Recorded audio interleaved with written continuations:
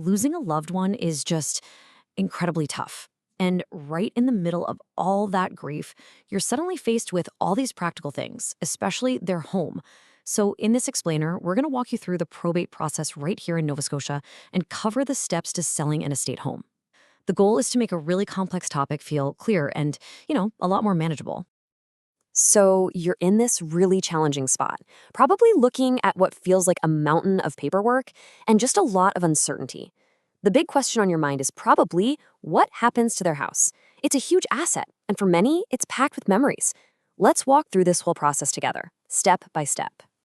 And wow, that really just hits the nail on the head, doesn't it? It's this dual challenge. You're trying to process your grief, but at the exact same time, you have to step into this massive administrative role. This guide is really designed to give you a clear roadmap so you can just focus on one step at a time. Okay, our first step on this journey is understanding the legal foundation for pretty much everything we're going to talk about, probate court. Now, I know it sounds intimidating, but its purpose is actually to provide clarity and protection for everyone involved. The best way to think of the probate court is kind of like an official referee. Its whole job is to make sure the deceased person's final wishes are carried out correctly, that any debts are settled fairly, and that the right people, the beneficiaries, get their inheritance. It's really just a system of checks and balances to keep everything above board. Now, out of this whole process comes one absolutely critical document, the Grant of Probate. This is the golden ticket. Seriously, without this piece of paper, you legally cannot sell or transfer the property. It's the court's official stamp of approval saying, yep, this person has the authority to sign the papers. So, that leads to a really important question. Who is actually in charge here? Who's steering the ship through all this? Let's talk about the most important person in this process, the executor. The executor, and sometimes you'll hear them called a personal representative, is the person who's been entrusted with managing the entire estate. If there's a will, it's going to name who the executor is. If there isn't a will, then the court will step in and appoint someone, usually a close family member, to take on that role. Now, here is something you absolutely need to understand. An executor's authority isn't automatic. Just because your name is in the will doesn't mean you can start making decisions. You have to formally apply to the court and get that grant of probate we just talked about. Only then do you have the legal power to manage the assets, pay the bills, and eventually distribute what's left to the heirs. All right, let's get into a really key distinction. We've established that probate is the standard process, but does the house itself always have to go through it? You know what? The answer might actually surprise you. Believe it or not, the answer is not necessarily. And this is a huge point because it can potentially save a ton of time and complexity. It all comes down to one thing: how the property was owned on the official title. Okay, so let's break this down. If the person owned the home all by themselves, that's called sole ownership, then yes, probate is required. No way around it. But if it was owned as joint tenancy, their share automatically, like magic, transfers to the surviving owner. This often lets you bypass probate for the house itself. And finally, there's tenants in common. With this, the person's specific share becomes part of their estate, and that share has to go through probate. So, what does this all mean? It means that before you do anything else, your first piece of homework is to find out exactly how that property was titled. That one piece of information is going to dictate your immediate path forward. It's that important.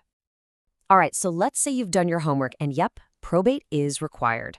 I know it can feel like this huge, complicated thing, so let's just break it down into a clear step-by-step path to make it feel a lot more manageable.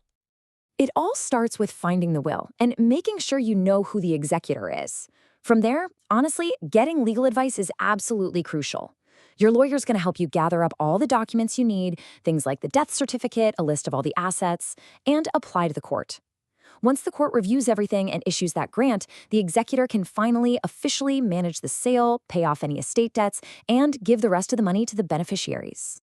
So the big question is, how long does all of this take? Well, for a pretty straightforward case, one without any family disputes or major complications, you should probably set your expectations for a timeline of about 3 to 6 months. It's definitely a marathon, not a sprint, and just knowing that up front can help manage a lot of stress.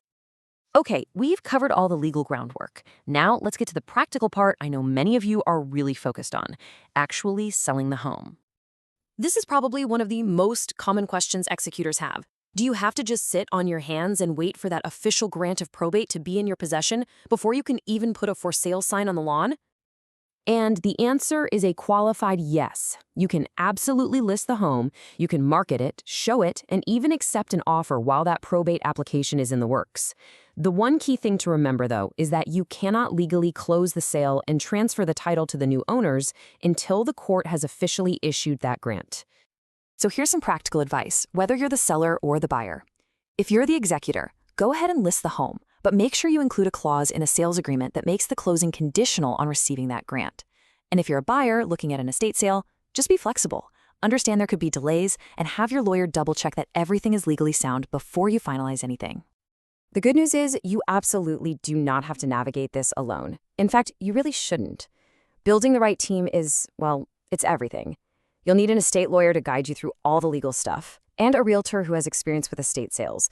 They'll just get the unique timelines and challenges involved.